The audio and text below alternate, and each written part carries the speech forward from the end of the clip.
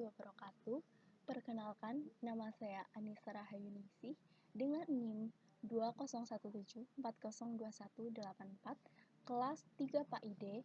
Saya berasal dari kelompok 2 dengan materi bentuk dan belajar basis aneka sumber. Yang pertama, saya akan menjelaskan pengertian. Apa sih pengertian bentuk belajar basis aneka sumber itu? Bentuk belajar basis aneka sumber merupakan model pembelajaran di mana siswa dituntut untuk dapat membangun pemahamannya melalui interaksi dengan berbagai sumber belajar baik secara cetak, non-cetak, maupun orang. Yang selanjutnya yaitu tentang jenis-jenis bentuk belajar basis aneka sumber. Yang pertama yaitu open learning. Open learning adalah prinsip belajar terbuka untuk semua orang. Jenis ini itu tidak menutup kemungkinan atau tidak membedakan seseorang dari usia, suku, ras, agama itu tidak ditentukan oleh itu. Jadi semua orang berapapun usianya itu bisa apabila akan belajar tentang basis aneka sumber ini bisa atau sangat cocok untuk metode atau jenis ini. Yang kedua yaitu distance learning atau pendidikan jarak jauh adalah sistem atau proses yang langsung menghubungkan pembelajar dengan sumber-sumber yang jauh. Contohnya sekarang, pada masa pandemi ini tentunya pembelajaran itu tidak bisa tatap muka, melainkan melalui PJJ atau pembelajaran jarak jauh, yaitu antara pendidik atau seorang guru dengan siswanya itu melakukan pembelajaran tetapi dengan metode yang lain dan dengan jarak yang jauh. Yang ketiga yaitu flexible learning adalah jenis belajar yang dapat menggunakan berbagai sumber dalam semua bentuk. Jadi di sini bersifatnya fleksibel. Terserah seseorang mau menentukan jenis belajarnya apa saja dan bisa mendapatkan sumber belajarnya dari dalam semua bentuk. Yang keempat yaitu learning research adalah sumber belajar. Yang kelima yaitu research based learning. Yang selanjutnya yaitu penerapan atau apa saja yang perlu diperhatikan dalam pembelajaran basis aneka sumber ini.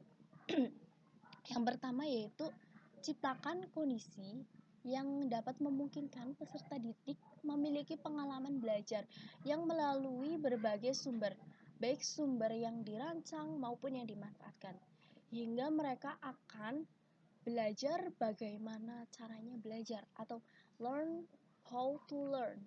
Yang kedua yaitu guru atau pendidik harus merencanakan, menciptakan, dan menemukan kegiatan yang bersifat menantang yang akan membuat peserta didik berpikir, memberikan alasan secara logis, dan menggunakan pemikirannya secara baik. Yang selanjutnya yaitu peranan guru dalam proses pembelajaran basis aneka media ini. Yang pertama, pendidik harus melakukan dan membiasakan diri untuk memanfaatkan aneka sumber, sehingga akan memudahkan dalam menentukan metode yang tepat dalam pemanfaatan aneka sumber belajar yang memungkinkan terjadinya penyampaian kompetensi yang diharapkan. Jadi di sini guru itu dituntut untuk dapat membiasakan atau menguasai berbagai aneka sumber dalam pembelajaran sehingga ia dapat menentukan metode yang tepat atau pemanfaatan yang tepat dalam proses melaksanakan pembelajaran. Yang kedua yaitu metode yang digunakan dalam pembelajaran hendaknya digabungkan dengan metode pemberian tugas sehingga siswa aktif terlibat mencari informasi yang diperlukan. Pemberian tugas di sini itu fungsinya itu tidak untuk memberatkan atau tujuannya itu tidak untuk memberatkan para siswa, melainkan tujuan dari pemberian tugas ini adalah siswa itu dituntut agar aktif mencari berbagai informasi yang diperlukan untuk menyelesaikan tugas ini. Yang ketiga yaitu kurangnya sumber belajar seperti media cetak, visual, audio maupun audiovisual hendaknya tidak menjadi penghambat bagi pendidik.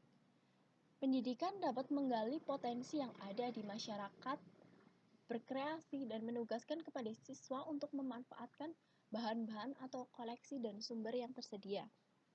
Eh, Guru itu tidak ada alasan atau suatu alasan dalam mengajar siswa tidak maksimal karena medianya kurang atau apapun. Tapi di sini suatu tantangan tersendiri, yaitu seorang guru itu dapat melaksanakan pembelajaran dengan maksimal walaupun mengalami berbagai keterbatasan atau kekurangan, yaitu guru itu dituntut untuk dapat berkreasi dalam melaksanakan pembelajaran agar uh, yang dihasilkan itu dapat maksimal dan materi yang diberikan kepada siswa juga dapat tersampaikan dengan maksimal.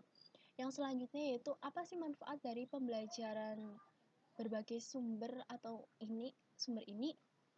Yang pertama yaitu dapat meningkatkan pembentukan keterampilan berpikir seperti memecahkan masalah saat melakukan sesuatu. Misalnya saat mengalami kesulitan mencari sumber belajar.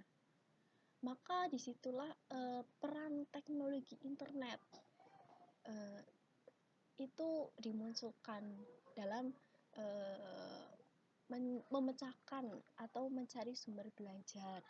Yang kedua yaitu mendorong terjadinya pemusatan perhatian terhadap topik sehingga membuat siswa menggali lebih banyak informasi dan menghasilkan hasil belajar yang lebih bermutu. Dan yang ketiga yaitu membuat proses pembelajaran tidak membosankan. Apabila guru hanya menerangkan, memberikan tugas, itu tentunya saja itu sangat akan membosankan. Apalagi dengan media hanya satu, media belajar hanya satu, yaitu media cetak seperti buku saja. Siswa dituntut untuk membaca, maka itu akan sangat membosankan dan pembelajaran atau materi yang disampaikan tidak dapat tersampaikan dengan maksimal. Maka kembali lagi, guru dituntut agar lebih kreatif atau lebih berkreasi dalam menentukan metode pembelajaran agar tidak terkesan membosankan. Dan yang terakhir ada satu pertanyaan. Mengapa belajar basis aneka sumber sangat diperlukan dan diterapkan dalam pendidikan maupun pembelajaran masa kini?